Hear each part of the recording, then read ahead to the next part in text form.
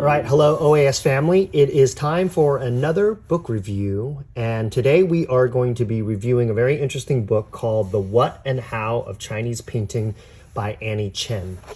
The reason I decided to review this book is I felt like there was a need to present beginners books that were for people that had kind of like a lower commitment level when they were just starting. People who are more interested in kind of finding a little bit more about brush painting, discovering books that gave good overviews, but were not that intense as far as painting content.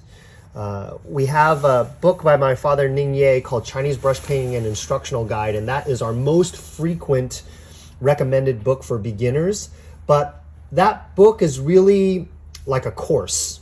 In fact, it was created as the supporting book for a television course, a telecourse, way back in the late 80s and early 90s. My father published his first video series, the one that won a Los Angeles Emmy, and that was a telecourse. So it was a class that people took on the television. So rightfully so, that book feels meaty. Because it really is like a whole class in a book. So we wanted to sort of highlight books that are more like, oh, here's a little overview, and you know, they have some instruction, but it's not as much of a deep dive as Chinese Brush Painting and Instructional Guide. So that leads us to this book. Before we get into the actual content, the book is 8¼ inches tall by 5¾ inches wide, so it's actually quite small, kind of travel size, if you were. And it's 200 pages, and it has instruction. All the instruction is in English. So we're going to get into this here. And we have this introduction into the materials, section on materials. Ink, paper, inkstone, pigments, accessories. This section is kind of on basic technique, like how to hold the brush, how to use the brush, how to like maneuver it. And then we have our first section, which is on flower and bird painting. So a little overview on the philosophy about drawing natural objects in different styles, either boneless style or style of the double line that they call it, which is to outline the subject first. And then some examples here of some different flower paintings using the two different styles. So they're showing like boneless style and they're showing the outline style. And then there are times where the styles are combined. And then we get a little section on drawing birds.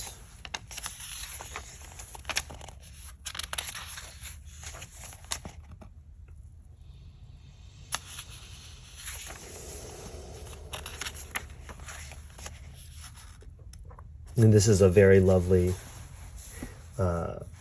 sort of Xie style flower. And then we leads into this discussion of the Xie style of painting. And for those of you who don't know, the Xie style is about depicting the spiritual essence of a subject. And so it is often like a freer style, a more abstract style, a style that doesn't prioritize rendering the physical appearance of the subject as the #1 priority. Instead, the #1 priority is to depict the spirit of the subject.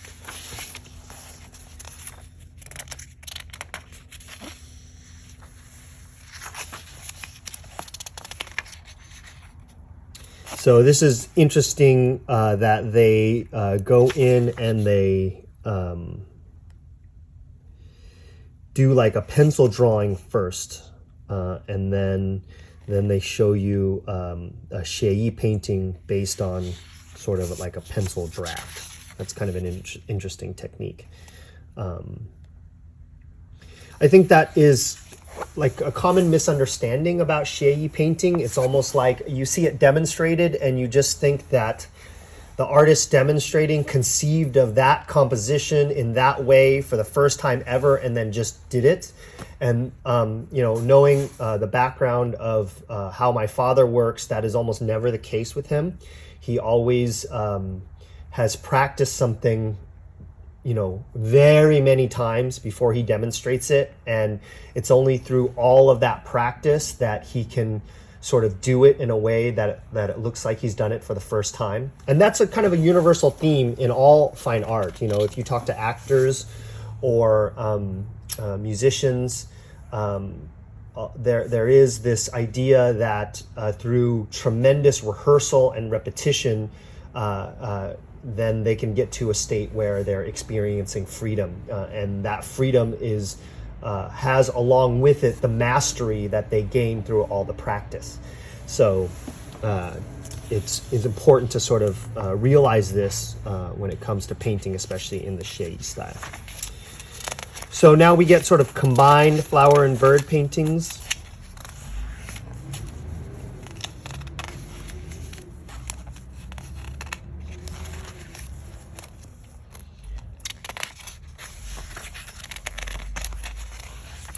And this is a nice sort of like full color section here where they go through a bunch of final compositions, showing them in sort of like a little bit of a gallery.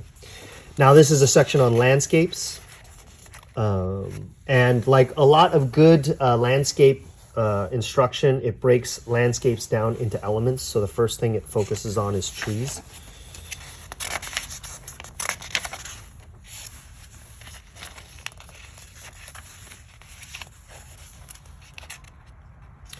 So this is also a good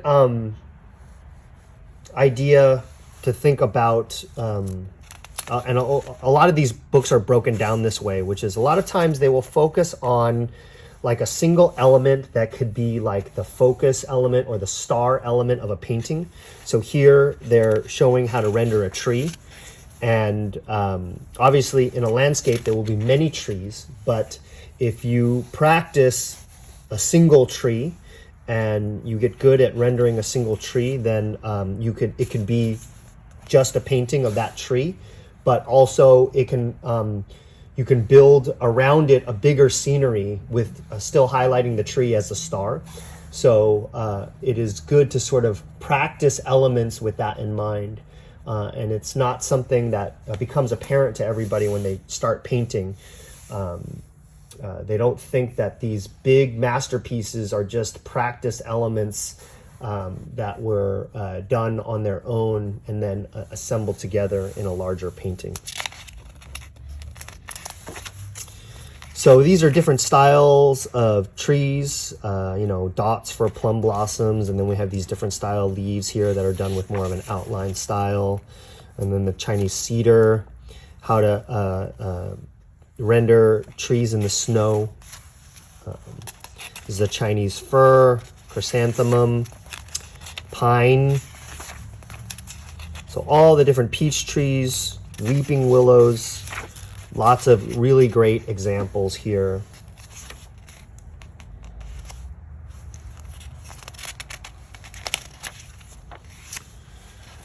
And then how to draw a rock.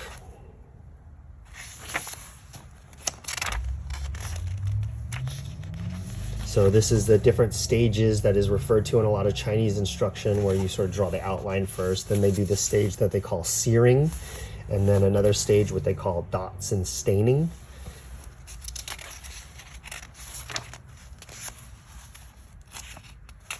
So different styles of rocks,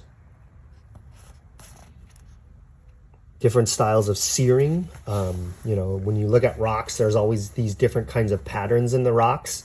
So this is sort of like rocks with that kind of searing that has that like a cloud pattern. And then this is more like linear lines, like ropes patterns on the rocks. Little plateau, like a tabletop display of a rock. Now we're getting into water. This is spring, waterfall, clouds, mist.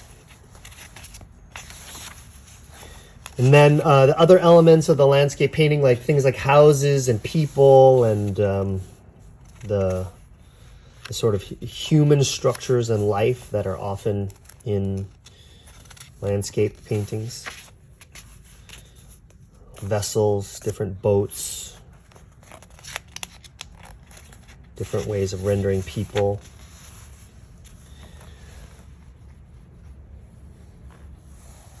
So this is a discussion, technical discussion about distance in Chinese painting. So talks about sort of distance in a flat dimension, distance in like a height dimension, and distance in sort of this three-dimensional depth dimension. These are all very important in landscape painting. You want to, you're working on a two-dimensional thing, but you want to give the impression of more than just two dimensions. So you can do that by playing with the size of things and the intensity of things. If things are closer, then they can be clearer. If they are farther away, they can be more abstract.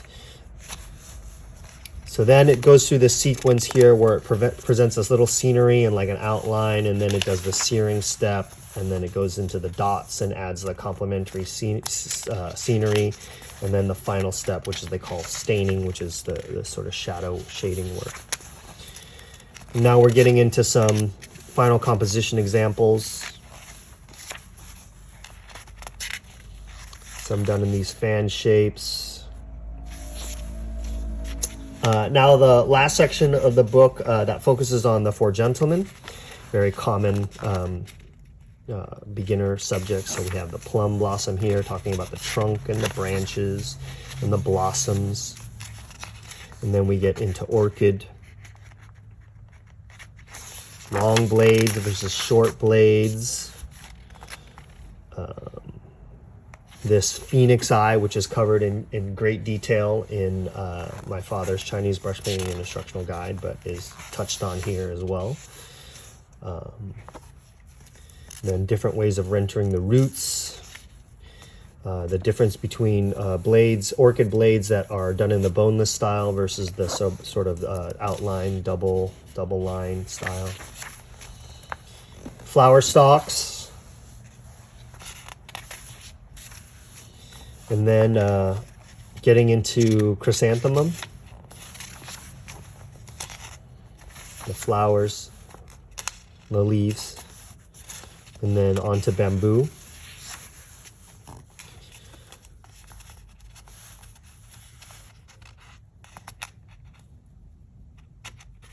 So it talks about trunk composition here and displays some examples of what not to do.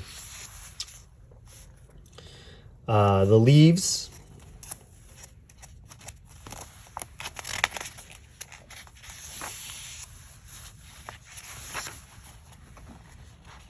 And then now we're going to get into some final paintings of the four gentlemen. And then this last section, it talks about calligraphy as a component of painting. So it gets into kind of the different sort of seal script style of calligraphy, into what they call the kaishu, or the standard style, and then into the freer grass style. And then goes into, some stroke by stroke instruction on specific characters. And then this is a discussion of seals. So finishing off the painting discussion with the idea of signature and seal, and talks about seal placement and using multiple seals on a single painting. Here's a little section on mounting.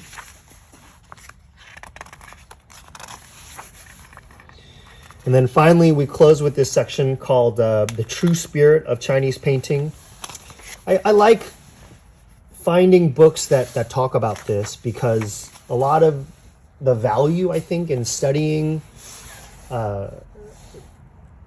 art from another culture is it is sort of a window into the point of view of that culture, the philosophy, the history, the ways that people of that culture think about the bigger things in life.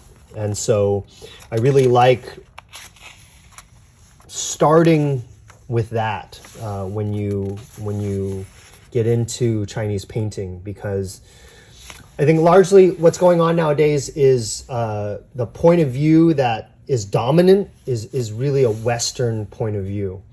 The fact that most Western cultures became more technically advanced and developed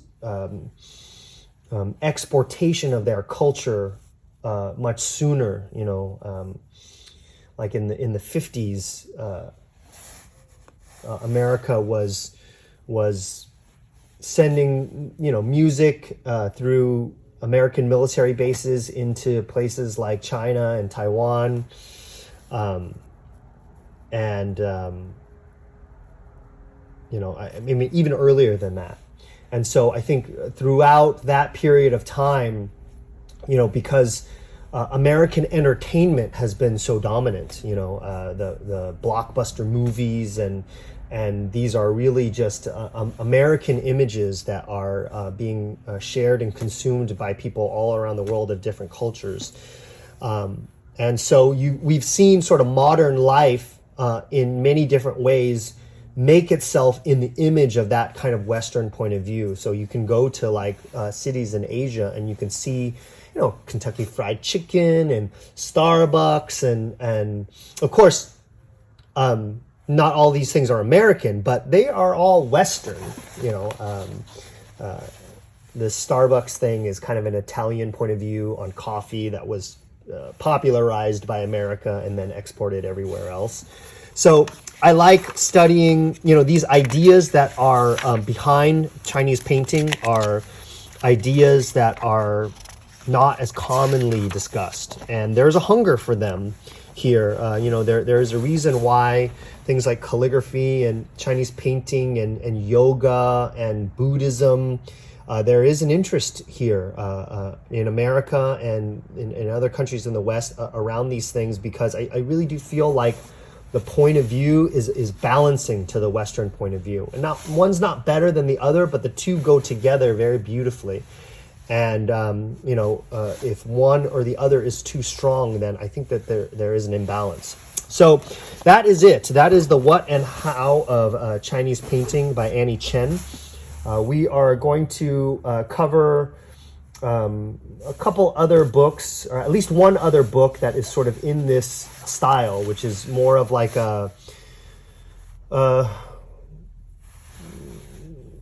sort of a lighter introduction, I would say, a lighter introduction to the world of Chinese painting and calligraphy. So this is the first book in the series, and the next one we're going to cover is a book called The Magic of the Brush, which is very interesting in its own right. Slightly different from this book, but along the same intention of giving more of an overview-based introduction. So anyway, I hope you enjoyed this book review. Make sure you leave a comment and like and subscribe to our channel if you want more content like this. And in the meantime, we wish you happy painting.